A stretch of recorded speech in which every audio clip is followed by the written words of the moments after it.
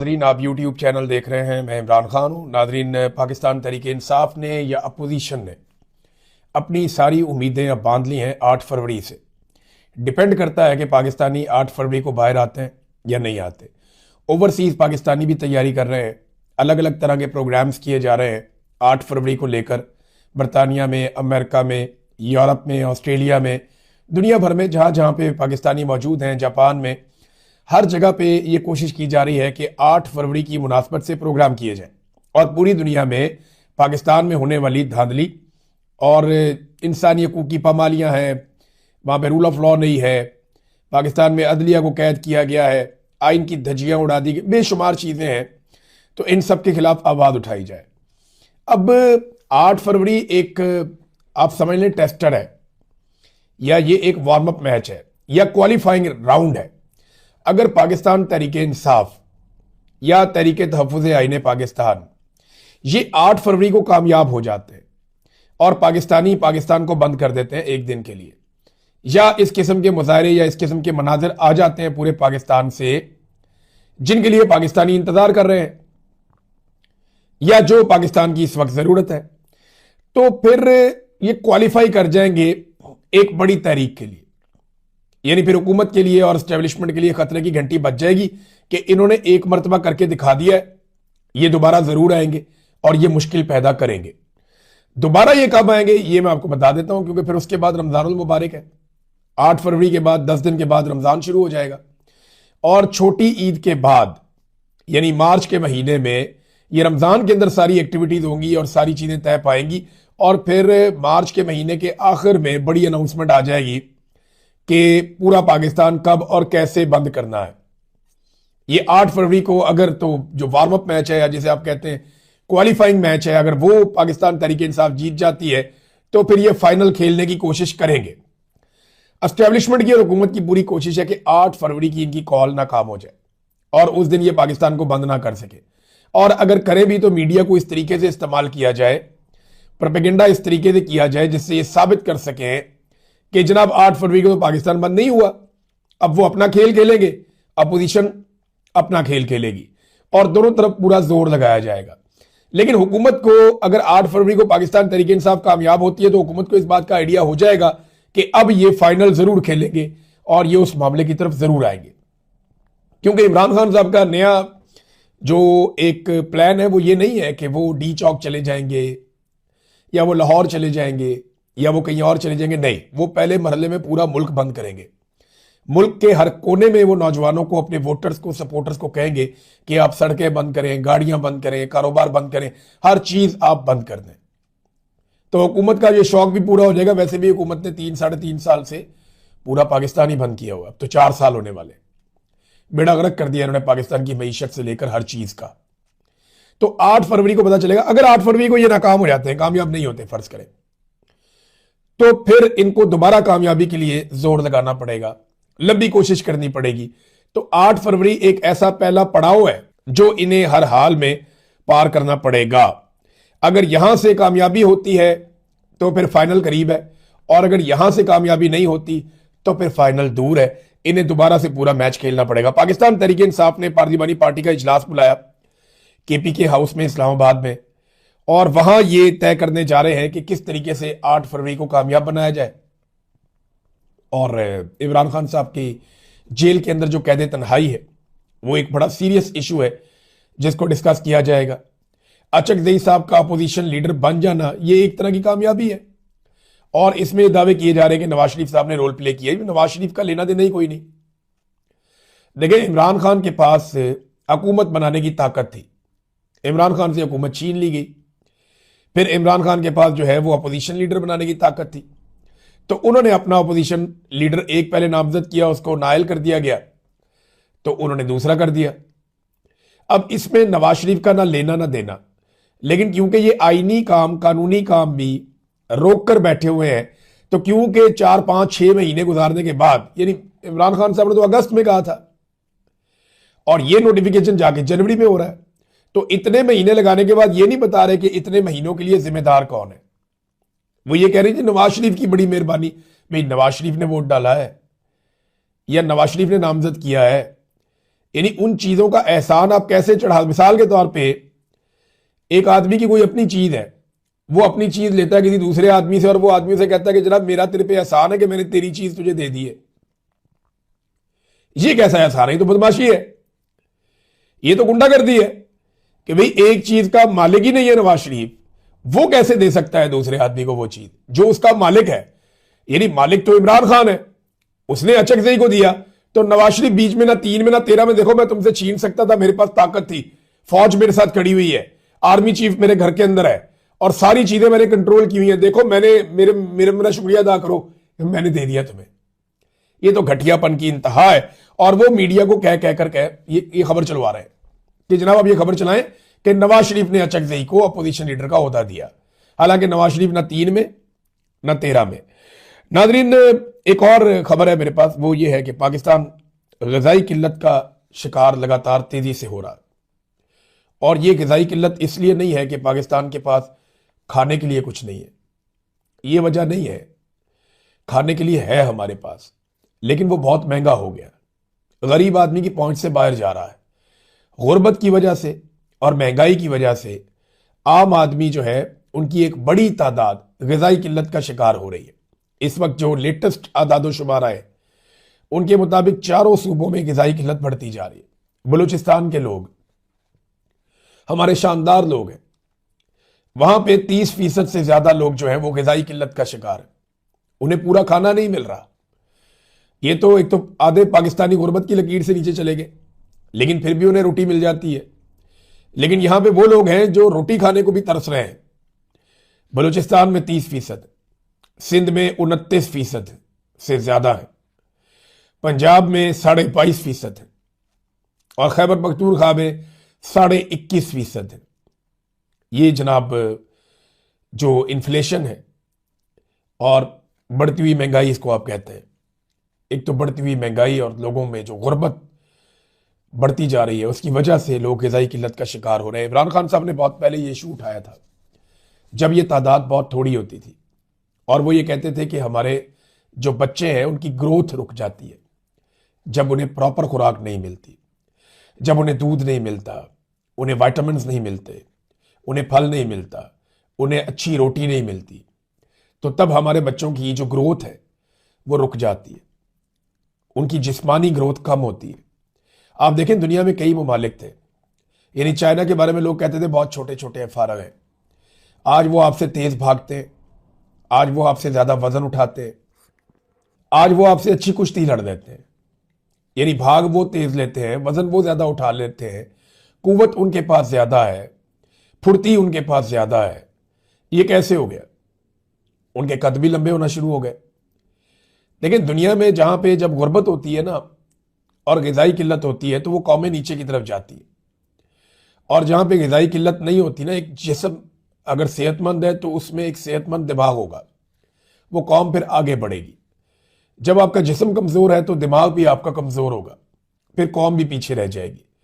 बहुत सारी कौमें हैं जिनके लोग कमजोर हुआ करते थे लेकिन अब वो ताकतवर है क्योंकि उन्होंने ग़िज़ाई किल्लत पे काबू पाया, और हमारे यहाँ पे लगातार ग़िज़ाई किल्लत बढ़ती चली जा रही है। नाज़रीन, कराची में गवर्नर्स का पूरा पोल खुल गया, और ये जो आग लगी है ना, वैसे तो रोज ही उनका पोल खुलता है, लेकिन ये जो गुल प्लाजा में आग लगी है इसने मुकम्मल तौर पे सिंध हुकूमत की गवर्नर्स का पोल खोल दिया। इन्होंने जबरदस्ती अपना मेयर बनाया कराची का, मैंडेट भी नहीं था इनके पास, जोर लगा के ताकत का इस्तेमाल करके एजेंसियां बीच में डाल के ये अपना मेयर लेकर आए।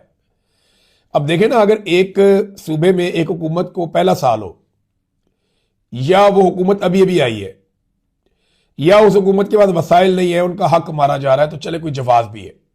लेकिन एक सूबे में जहां पे आप 18 साल से हुकूमत में है, वहां अगर इस तरह के वाकयात हो रहे हैं कि बुनियादी मामलात हैं कि आग बुझानी है, पुलिस ने पहुंचना है, एम्बुलेंस ने पहुंचना है, ये चीजें परवेज इलाही को 5 साल के लिए मौका मिला था वजीर आला बनने के लिए, और वो पंजाब में सारा कुछ करके चला गया। बाद में उन चीजों को बहुत बुरी तरह तबाह किया शहबाज शरीफ ने, मरियम नवाज ने, हमजा ने, उस्मान ने, इन्होंने बड़ी तबाहियां फेरी। परवेज इलाही ने जो काम किया था ना, परवेज मुशर्रफ डिक्टेटर के दौर के अंदर, वो बड़ा जबरदस्त काम उसने किया था। तो क्रेडिट जो है वो सियासतदानों को ही जाता है, कम से कम उसने काम तो किया। लेकिन अब अगर आप देखते हैं तो हालात पहले से बुरे हैं। तो सिंध के अंदर 18 साल से हुकूमत है पाकिस्तान पीपल्स पार्टी की। इन 18 सालों में वो बुनियादी चीजें नहीं कर सके, और जो आग लगी है गुल प्लाजा में उसमें अब तक की इतला के मुताबिक 26 अफराद जाँ बहक हो गए हैं।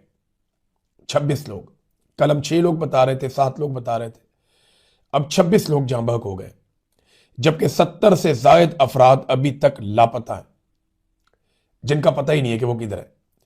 ऐसी खौफनाक ऑडियोज आ रही है, इतने तकलीफ दे मनाजिर हम देख रहे हैं, रूह कांप जाती है आदमी की देखकर। लेकिन आप देखिएगा 2-4-5 दिन के बाद, मुझे अच्छी तरह याद है, ये सब भूल जाएंगे, मैं अच्छी तरह मुझे याद है, मैं कराची गया जहां पे एक फैक्ट्री के अंदर मुलाजिमीन को बंद करके बाहर से ताले लगाकर आग लगा दी गई। और आग लगाई गई क्यों? ताकि बाकी सबको डराया जा सके। भत्ता नहीं मिल रहा था, भत्ता नहीं मिल रहा था, आग लगा दी। वो मामला भी गोलमोल हो गया, आज तक कोई पूछने वाला नहीं है। तो कराची में आग लगा दी जी, भत्ता नहीं मिल रहा था, वो सैकड़ों लोग वहां पे जल गए। मैं वहां पे गया तो बाहर खड़े हुए लोग बिल्कुल ऐसे नॉर्मल थे, कैमरे ऑन होते थे तो ये पॉलिटिकल लोग दुखी बन जाते थे, कैमरे ऑफ होते थे तो पॉलिटिकल लोग ऐसे बिल्कुल नॉर्मल हो जाते थे, इन्हें परवाह ही नहीं थी। हम वहां पे खड़े होकर देख रहे थे कि ये क्या चल रहा है। तो कराची में और एमक्यूएम के लोग खास तौर पे, इन्होंने तो वहां पे घेरा डाला हुआ था। ये तो कहते थे जी बल्दिया फैक्ट्री वाली साइड पे हमने जाने नहीं देना किसी को। इनके कुछ ऐसे गुंडानमा लोग थे उस दौर के अंदर, इनका बड़ा तोती बोलता था, गैंग वॉर भी चलता था कराची में, तो ये तो हिलने नहीं दे रहे थे किसी को वहां पे कि जनाब हम किसी को नहीं आने देंगे, हम करेंगे फैसला, कौन आएगा कौन जाएगा, कौन फूल रखेगा। तो इन्होंने पूरा का पूरा निजाम जो है वो वहां पे जकड़ा हुआ था, किसी को आने नहीं दे रहे थे। तो अब जो इतला है उसके मुताबिक 26 से जायद अफराद अभी तक जाँ बहक हो गए हैं, 70 से जायद अफराद अभी तक लापता हैं, जिनका कुछ मालूम नहीं हो सका। वज़ीर आला खैबर पख्तूनख्वा नाज़रीन तहसील बाड़ा में गए, उन्होंने आईडीपीज के साथ मुलाकातें की हैं और उनके साथ उनके कुछ एमएनएज, अब्दुल गनी अफरीदी और एमएनए इकबाल अफरीदी, ये एमपी एमएनए साथ थे, उनके दीगर लोग भी थे।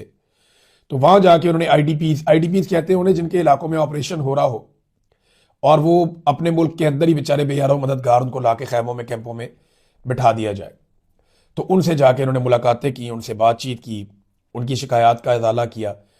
तो एक तरफ एक ऐसा सूबा है जो सबसे अच्छा परफॉर्म भी कर रहा है, ग़िज़ाई किल्लत भी वहां पे कम है, वहां पे मुनाफा भी ज्यादा है, उनकी ग्रोथ भी ज्यादा हो रही है, वहां पे करप्शन भी कम है, वहां के स्कूलों की हालत भी निस्बतन बाकी स्कूलों से बेहतर है। तो एक सूबा जो बहुत अच्छा परफॉर्म कर रहा है उसको अकेला छोड़ा हुआ है, उसके पैसे भी नहीं दे रहे, और अगर वो कोई ताउन मांग रहा है तो उसके साथ ताउन भी नहीं किया जा रहा। उसके अपने सूबे की पुलिस बाज़ों का ताउन नहीं करती, उसके अपने सूबे की इंतजामिया उसके साथ ताउन बाज़ों का नहीं करती, उसे दीवार के साथ लगाया हुआ है। पाकिस्तान की मिलिट्री एस्टेब्लिशमेंट, ये 4-5 जर्नैल मिलकर भी उसके खिलाफ हुए हुए और उसकी हुकूमत गिराने के दिन रात मंसूबे बनाते हैं, और वो दिन रात अपनी आवाम के अंदर उनकी खिदमत के लिए मौजूद है। और दूसरी तरफ एक सूबा है जहां पे तबाही है, बर्बादी है, लेकिन उनके लिए एयरफोर्स के खसूसी तैयारे भी अवेलेबल है, उनके बच्चों की शादियों में आर्मी चीफ भी जाता है, और उनके हर काम के अंदर जो है वो पूरा का पूरा मिलिट्री एस्टेब्लिशमेंट का इदारा खिदमत के लिए हाजिर हो जाता है, और कोई उनसे पूछने वाला नहीं है। जनाब आप 2-2 हफ्ते गायब रहते हैं, बैरूनी दौरों पे आप चले जाते हैं, साथ अपने चीफ सेक्रेटरी भी ले जाते हैं और बैग उठाने वाली खवातीन भी ले जाते हैं, तो उनसे पूछने वाला भी कोई नहीं है। तो ये एक दोहरा म्यार है और इससे एक नफरत पाकिस्तान के अंदर बढ़ती चली जा रही है। लापता अफराद के लवाहिकीन नाजरीन, क्योंकि मैंने आपसे प्रॉमिस किया है कि जब भी कभी कहीं पे भी लापता अफराद के हवाले से खबर आएगी मैं आपके साथ शेयर करूंगा। ये चेहरे देखिए आप इन लोगों के, ये कितने मासूम लोग हैं बेचारे, इनमें खवातीन भी हैं, इनमें बुजुर्ग भी हैं, इनमें बच्चे भी हैं, जो लिख कर लेकर आए हैं कि जनाब आप हमारे जो प्यारे हैं उन्हें जबरी तौर पे लापता किया गया है, उन्हें छोड़ दें, उन्हें बाजियाब कर दें। ये सामने एक साहब खड़े हैं, कहते हैं मैं आर्मी चीफ आसिम मुनीर साहब से आजिज़ाना अपील करता हूं कि मेरे भाई इफ्तिखार अहमद वल्द हमायूं को रिहा किया जाए, जिनको पेशावर हाई कोर्ट ने 2019 को उनकी रिहाई का हुक्म दिया था। अंदाजा करें 6 साल हो गए हुक्म दिए हुए, 7 साल पेशावर हाई कोर्ट का, अभी तक वो उनका भाई बाजियाब नहीं हुआ। ये मोहम्मद रकीम वल्द फजल जनान, इनको रिहा करो, जिनको 2018 में पेशावर हाई कोर्ट ने रिहाई का हुक्म दिया था। हर आदमी बता रहा है, कोई कह रहा है कि 2019 का हुक्मनामा है मेरे पास, कोई कह रहा है 2018 का हुक्मनामा है मेरे पास, कोई कह रहा है किसी और दौर का, और सब लोग आर्मी चीफ को कह रहे हैं। क्योंकि देखें ना, पाकिस्तान की इंटेलिजेंस एजेंसियां ये बंदों को जबरी तौर पे लापता करती हैं, यही अगवा करते हैं। हकीकत है, मेरे जैसा एक सहाफी भी इन्होंने अगवा किया था ISI ने। अभी एक माजी खड़ी हैं, ये आफ्ताबुद्दीन, अपने बेटे की तस्वीर लेकर खड़ी है कि मेरे बेटे को छोड़ दो। तो अब एक लम्हे के लिए सोचे ना आर्मी चीफ के, उनके बेटे को उठा लिया, अगवा कर लिया किसी ने, या DG ISI ये सोचे कि उनके बेटे को या बेटी को उठा लिया किसी ने, अगवा कर लिया, और कई साल गुजर गए हैं। तो सोचे जरा उनका, उनकी अहलिया का, उनके घर वालों का क्या हाल होगा, कितना तड़पेंगे वो लोग, कितना परेशान होंगे वो लोग। देखें, अगर इन लोगों ने कुछ गलत किया तो अदालत में पेश करें ना, कानून के मुताबिक कार्रवाई करें। यह तो नहीं हो सकता कि आप बंदे ही लापता कर दें जबरी तौर पे। मुल्क के अंदर कानून नाम की कोई चीज होनी चाहिए। पूरी दुनिया में अदालतें काम करती हैं। बेशुमार चीजें आपने इस मुल्क में खराब की हैं। आपने मार्शल लॉ लगाया 4 दफा, एक दफा भी आपको जबरी तौर पे लापता नहीं किया गया। हम तो आपके खिलाफ भी जब कार्रवाई का कहते हैं तो कहते हैं कि अदालत में होनी चाहिए, इंसाफ के साथ होनी चाहिए। तो ये लापता अफराद का मामला है नादरीन, और ये पेशावर प्रेस क्लब के बाहर इन्होंने एहतजाज किया है। बेचारे बैनर्स, पोस्टर्स लेकर, अपने हाथों में अपने प्यारों की तस्वीरें लेकर खड़े हैं और पाकिस्तान की फौज से मुतालबा कर रहे हैं, फील्ड मार्शल से, कि मेहरबानी करें, हमारे प्यारों को छोड़ दें।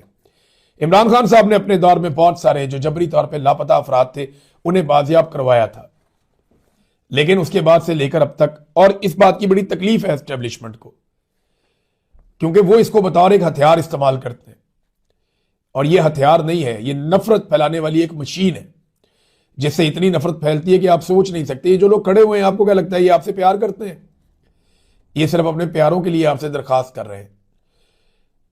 इनकी नस्लें जो है वो आपसे नफरत करेंगी। ये तकलीफदेह चीज है, बहुत तकलीफदेह चीज है। नादरीन, डोनाल्ड ट्रंप ने बड़ा अजीबोगरीबी काम शुरू कर दिया। मैं तो हैरान हो गया ये चीजें देख करके। अमन का नोबेल इनाम डोनाल्ड ट्रंप को इतना ज्यादा पसंद है। आप ये देखें ना कि आसिम मुनीर साहब और उनके साथियों ने कैसा कमाल असेसमेंट किया था कि इन्हें यह बारीक नुक्ता पहले दिन समझ आ गया था कि डोनाल्ड ट्रंप की कमजोरी है अमन का नोबेल इनाम। तो आसिम मुनीर साहब ने फौरी तौर पे डोनाल्ड ट्रंप के लिए अमन का नोबेल इनाम की नामजदगी पाकिस्तान की जानिब से करवा दी। फिर इसराइल ने भी कर दी, उन्हें भी पता चल गया, और कुछ और लोगों को भी। अब डोनाल्ड ट्रंप के लिए अमन का नोबेल इनाम क्या है? डोनाल्ड ट्रंप का यह स्टेटमेंट इसे बताता है। यूरोप को इसने धमकी लगाई डोनाल्ड ट्रंप ने। इन्होंने कहा कि खुद को अब सिर्फ अमन का पाबंद नहीं समझता। नोबेल के ना मिलने पर ट्रंप का लहजा बदल गया। यूरोप को दोबारा डोनाल्ड ट्रंप ने धमकी लगा दी। उन्होंने नॉर्वे के वजीर आजम को, नॉर्वे देता है ना, नॉर्वे से आता है अमन का नोबेल इनाम, वहां पे एक कमेटी है और वो बैठ के ये फैसला करती है। वो प्रॉपर एक तरीकाकार है कि किसको अमन का नोबेल इनाम देना है। ज्यादती भी करते हैं, गलत लोगों को भी दे देते हैं, बात ठीक है। इस मरतबा जो दिया उन्होंने, ये गलत दिया है, और इससे पहले भी ऐसी गलतियां हो चुकी हैं और वो साबित भी हो गया कि गलत दिया। वो खातून उठती हैं वेनेजुएला की, वो जाके डोनाल्ड ट्रंप को पकड़ा के आ जाती हैं कि एलो पढ़ो। तो उन्होंने कहा जी कि नॉर्वे से बाकायदा लेटर जारी हुआ। उन्होंने कहा जी देखें, बात यह है कि इसको आप अलामती तौर पे भी किसी को नहीं दे सकते। ये अमन का नोबेल इनाम जिसे दिया जाता है ये उसी के पास रहता है टाइटल, आप इसे अलामती तौर पे भी किसी को नहीं दे सकते। तो नाजरीन, डोनाल्ड ट्रंप ने कहा, नॉर्वे के वजीर आजम जोनास गार स्टोरे को लिखे गए एक खत में कही, और उन्होंने कहा कि नोबेल अमन इनाम न मिलने के बाद अब वो अपने आप को सिर्फ अमन के बारे में सोचने का पाबंद नहीं समझते। ये ग्रीनलैंड के हवाले से डोनाल्ड ट्रंप ने खत लिखा है और अमेरिकी कंट्रोल के मुतालबे को भी उसमें दोहराया गया है। यानी अगर डोनाल्ड ट्रंप को अमन का नोबेल इनाम मिल जाए तो फिर वो ग्रीनलैंड के ऊपर कब्जा नहीं करेगा, ग्रीनलैंड पे हमला नहीं करेगा। ये देखें कितनी इंटरेस्टिंग ये खबर है कि नॉर्वेजियन वजीर आजम, उन्होंने ये बताया कि गुज़िश्ता 6 माह के दौरान मेरे और डोनाल्ड ट्रंप के दरमियान होने वाली कई मुलाकातों और गुफ्तगुओं में नोबेल प्राइज का तस्करा होता रहा है। जुज़वी तौर पर यह गुफ्तगू संजीदा नौइयत की थी, क्योंकि ट्रंप इस मामले में बहुत ज्यादा दिलचस्पी रखते हैं। लेकिन ट्रंप जानते हैं कि अमन का नोबेल इनाम कौन देता है और कौन नहीं देता। मैंने कई बात उन्हें यह बात वाजे की है, समझाई है।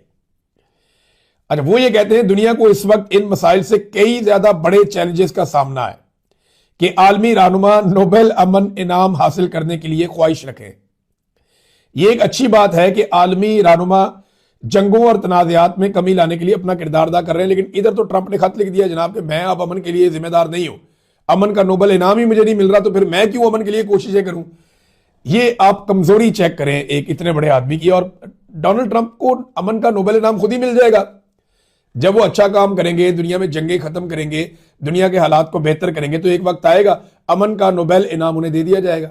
लेकिन शायद वो इसको एक ट्रॉफी की तरह और एक बहुत बड़े टाइटल की तरह देख रहे हैं कि सारे टाइटल मैंने ले लिए हैं, ये वाला टाइटल भी मुझे मिलना चाहिए। तो उसके लिए वो तकोदो कर रहे हैं और अपनी ख्वाहिश का इजहार वो खुलकर करते हैं। डोनाल्ड ट्रंप की ये खूबी है कि वो साफ खुलकर बताते हैं कि मुझे ये चीज चाहिए। अच्छा, चाइना ने इसके ऊपर एक रिएक्शन दिया। लेकिन डोनाल्ड ट्रंप बार बार ये कहते हैं कि अगर मैंने ना किया ना ग्रीनलैंड को कंट्रोल, तो वहां पे चाइना और रशिया कंट्रोल कर लेंगे। तो चाइना ने बड़ा सख्त और दो टोक किस्म का इसके ऊपर मौक़िफ़ ले लिया।